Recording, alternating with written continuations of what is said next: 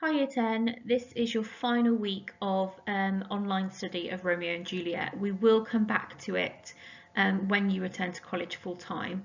But this week it's looking at some of the themes from the play and some of those key quotations in a little bit more detail.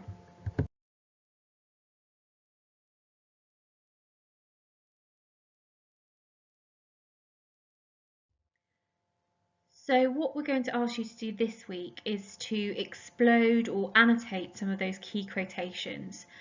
So what I've done is I've modelled that for you in the next couple slides. So by the end of this week, hopefully all of you will have been able to annotate or analyse at least 10 quotations. Some of you will be able to get 15 quotations done, and some of you might even get up to 25 quotations done. That's the guidance, but just do as many as you can. There is also a final Educate test for you on the themes and the language.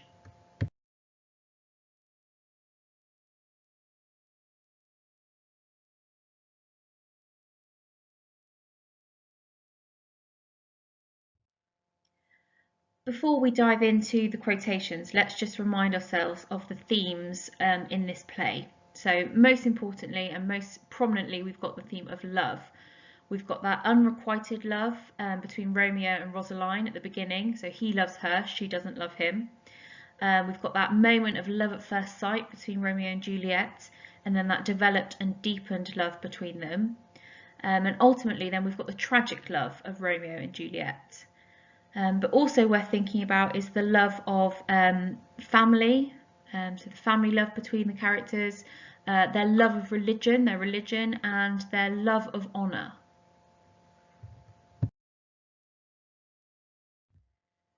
We've also got the theme of fate. As a reminder, that means the development of events outside a person's control, regarded as predetermined by supernatural power. So basically that idea that something or someone controls what happens to us. And people in Shakespeare's time believed in fate. They believed that something or supernatural power controlled what happened to them. Others at the time believed in fate by free will, which is when people's free decisions could lead to their destiny. So it's almost like you can control your fate if you make different decisions. The play refers to fate throughout, and it asks us to pose that question: were the lovers fated to die, or did people's actions make it happen? We've also got that idea of conflict and violence. So we've got the conflict between the Capulets and the Montagues. We've got the conflict between the prince and the feuding families. We've got the conflict between Romeo and his own emotions, that sort of inner conflict. The conflict between Juliet and her parents, particularly in Act 3. And also the inner conflicts of the other characters, Juliet and her inner conflict with religion, Lord Capulet and his inner conflict between what's right or wrong for his daughter. And then in terms of violence, we've got all the fighting and the deaths throughout the play. Family is another key theme. So that idea of families in conflict, that idea of family honour. We've got to think about those family relationships throughout the play and the importance of family. And finally, gender. So you need to think about the different roles between men and women at this time in history. So women particularly were thought of as inferior and weak and beholden to the rules of men because it was a patriarchal society. Men were in charge. They were also seen as the strong protectors. So think about that idea of masculinity and what it meant to be a man at that time. And also think about those conflicts between the genders and the divides between them.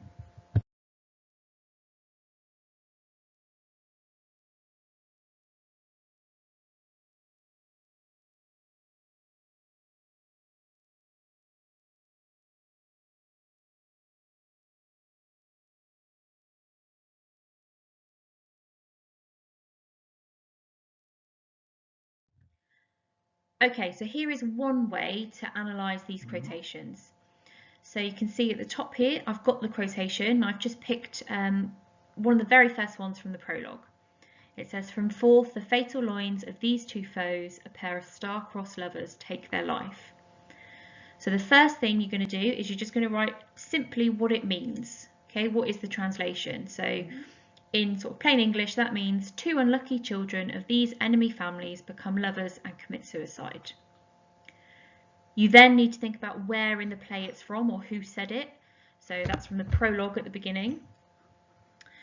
Then start thinking about the important words or phrases in the quotation. So I've just picked out the word fatal and foes, star-crossed, lovers and life.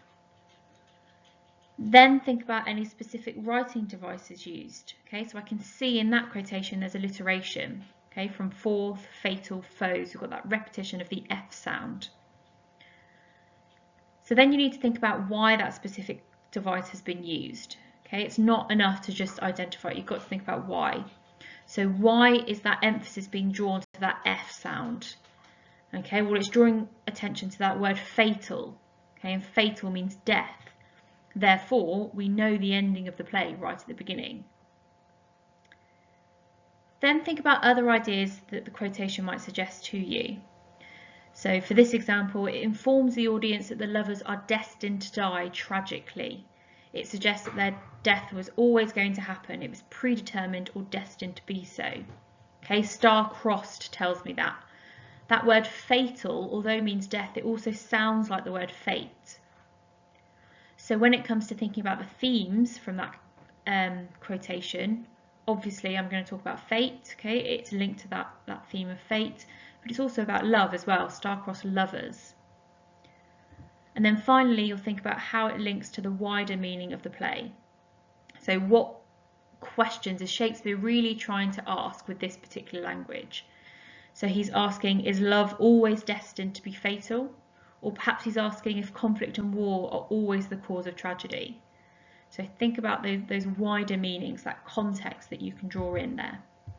So that's one way to look at these quotations.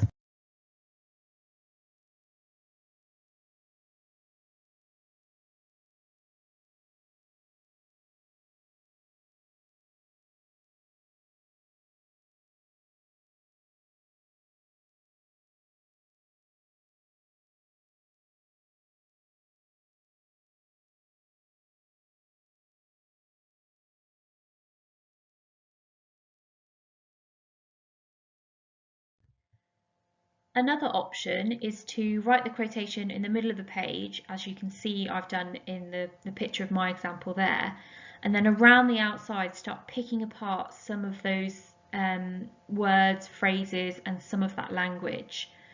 Okay, so again I've used that same quotation, from forth the fatal loins of these 2 foes, a pair of star-crossed lovers take their life. And then I've just picked out the same sort of information but just in a different way. So I've identified the alliteration there and started thinking about what that means, the F sound, fatal equals deadly, picked out some of those words and what they suggest, enemies, which mean, or foes, which means enemies and conflict.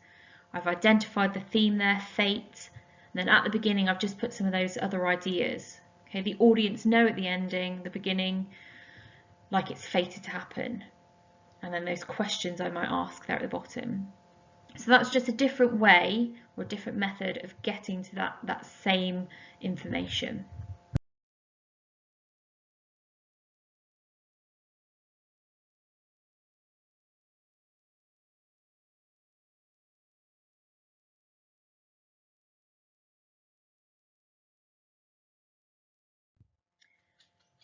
So I've modelled 2 ways on how to explore these quotations. The next couple of slides are the quotations you might use. But before, here are some help and hints. There are more quotations here than you'll need. Okay, so you just pick some that you want to analyse. Okay, try and pick quotations from a range of characters and moments in the play. You might also think about using colour and pictures to help remember and analyse the quotations.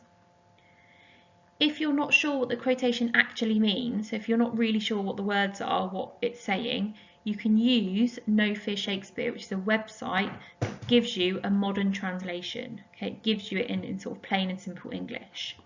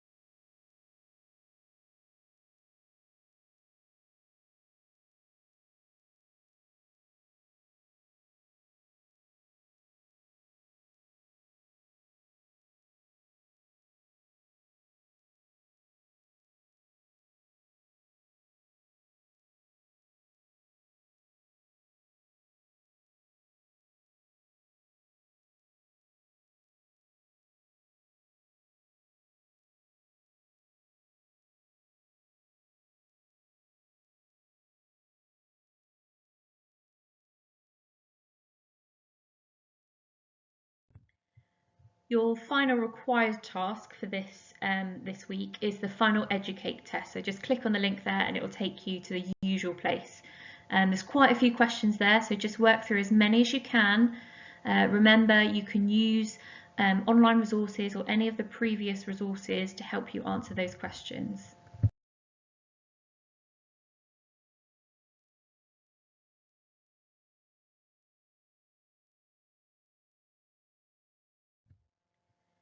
If you're in need of a bit of extra challenge, so again you want to level up your knowledge and understanding of the play, you can have a go at writing some what, how, why paragraphs about your quotations.